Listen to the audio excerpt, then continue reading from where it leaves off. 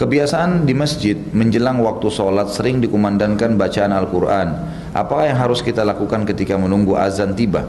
Mendengarkan bacaan tersebut atau bolehkah kita membaca Al-Quran atau zikir sendiri?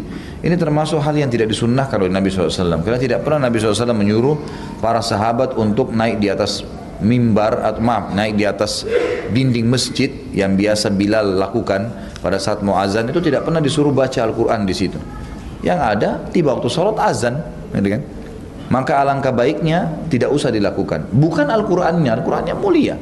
Tapi masalahnya kalau kita putar, kalau ada orang yang tidak dengar, maka dia bisa berdosa kan? Kesian orang lain gitu.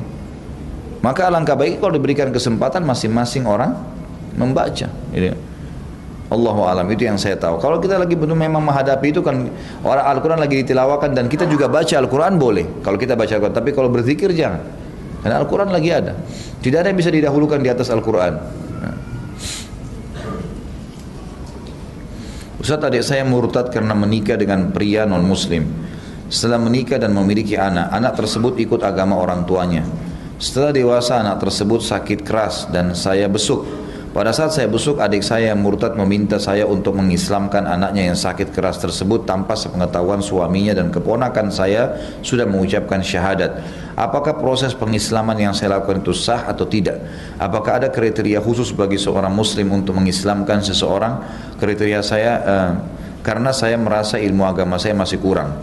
Sudah sangat benar. Tidak ada syarat khusus. Siapapun bisa mengislamkan orang. Tinggal suruh syahadat, nggak ada perintah yang lain. Tidak ada perintah untuk disuruh mandi, disuruh apa, nggak ada dalam Islam sama sekali. Nabi SAW pada saat turun surah ya Al-Quran, ayat Quran yang 30 masyhur, ayat yang surah yang turun pada saat selesai pembebasan kota Mekah, An-Nasr ya. A'udzu minasyaitonir rajim. Idza jaa nasrullahi wal fath wa ra'aitan nasa yadkhuluna fi dinillahi afwaja fasabbih bihamdi rabbika wastaghfirhu innahu kana tawwaba gitu ya. Di sini disebutkan oleh Allah Subhanahu wa taala tentang berbondong-bondongnya orang yang datang masuk Islam dari suku-suku Arab setelah pembebasan kota Mekah, gitu kan? Kata Allah SWT, pada saat kau lihat manusia berbondong-bondong datang, sampai dikatakan dalam sebuah riwayat Madinah penuh dengan manusia. Mereka datang ucapin syahadat pulang ke kaumnya, gitu kan? Banyak, dan tidak pernah Nabi SAW suruh mereka mandi, syahadat saja. Silakan, dan itu sangat bagus. Bahkan kalau perlu adik anda suruh syahadat, gitu kan? Suruh syahadat. Apa yang dia harus khawatirkan? Lalu berikan panduan-panduan agama. Semoga saja kita berdoa insya Allah. Dan di sini jemaat untuk bisa doakan mudah-mudahan adik anda dan suaminya diberikan hidayah untuk masuk Islam.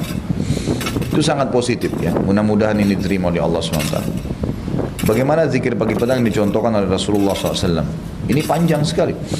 Kalau zikir pagi petang, tapi Nabi SAW selalu membaca tepat habis sholat subuh yang zikir pagi dan tepat habis sholat asar yang zikir sore, gitu kan? Dan Nabi SAW tidak pernah menundahnya. Tapi ulama mengatakan dibolehkan ya, kalau memang ada hal-hal yang darurat, dia ketiduran, capek, lupa, dia masih boleh membaca. Yang jelas bacaan zikir pagi dianjurkan sebelum masuk asar ya, kan? Karena asar sudah dianggap sore, dan yang sore sebelum tiba tengah malam ya, karena sudah dianggap mendekati subuh. Kalau bacaan-bacaannya cukup banyak ya. Kalau tidak salah pernah saya taruh di masjid ini ada buku kumpulan doa sunnah Al-Quran dan Sunnah, itu bisa dilihat di situ. Atau bisa anda beli terbitan pustaka Ibnu Umar, harganya 6.000-7.000 rupiah, kecil sekali ya, itu tertulis zikir pagi petang yang sangat bagus, lengkap, tinggal dikantongin, bisa dibaca setiap saat. Bagaimana hukumnya bekerja di perusahaan yang mensupport bank? Saya kerja di perusahaan IT dan perusahaan tempat saya bekerja mengerjakan IT untuk bank. Ini sudah pernah ada yang tanya ya seperti ini. Jadi teman-teman sekalian, anda harus tahu kalau anda bertanya kepada seorang ustadz atau da'i, kalau haram tidak mungkin dia bilang halal, mustahil.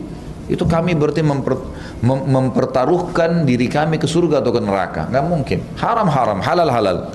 Jadi kalau anda bertanya tujuannya mau cari kebenaran, terima apa yang disampaikan, karena nggak mungkin. Semua yang berhubungan dengan perbankan konvensional riba haram, nggak bisa. Hukum syari'inya begitu. Lalu bagaimana kalau saya interaksi tidak ada bank lain? Kalau masih ada bank syariah, alihkan ke bank syariah. Kalau darurat hanya untuk transfer mungkin masih bisa, tapi kalau kita terlibat mensupport perusahaan bank itu, kita support supaya dia tambah maju, gitu kan? Kita yang mensuplai apa-apa di situ, maka dia makin hidup kan? Itu masalah. Allahu a'lam. Kalau secara hukum syar'i saya sarankan Anda cari tempat kerja lain.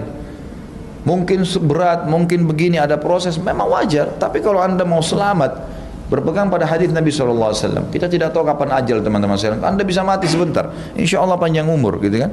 Kita nggak tahu, tapi pasti mati. Bagaimana kalau mati? Apa tanggung jawabnya? Masa kita mau bilang sama Allah, ya Allah, saya tidak dapat kerjaan lain. Apa perlu Allah rincikan perusahaan yang bisa kita datang? Kan tidak mungkin. Kita udah tahu sendiri, kok Allah berikan akal, banyak jalan, gitu kan? Jadi saran saya, Allahu alam, jangan ragu teman-teman sekarang kalau yang berhubungan dengan hal yang haram, walaupun itu mensupport, itu lebih baiknya dihindari karena berbahaya buat kita. Allahu alam.